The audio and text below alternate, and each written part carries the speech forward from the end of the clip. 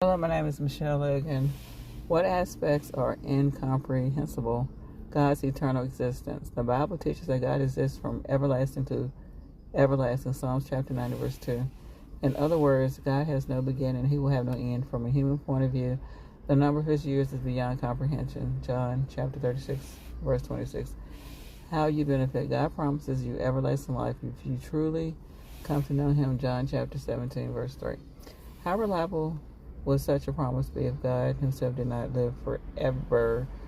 Only the King of eternity could fulfill such a promise. 1 Timothy chapter 1, verse 17. God's mind. The Bible teaches that God's understanding is unsearchable because his thoughts are so much higher than ours. Isaiah chapter 40, verse 28, and Isaiah chapter 55, verse 9. Approximately, the Bible asks a rhetorical question: who has understood the mind of the Lord so as to instruct him? 1 Corinthians chapter 2, verse 16. How you benefit. God is able to listen to millions of prayers at the same time. Psalms chapter 65, verse 2. He even noticed every sparrow that falls to the ground. Will God's mind ever be overloaded, preventing him from noticing you and listening to your prayers? No, because his mind is not limited.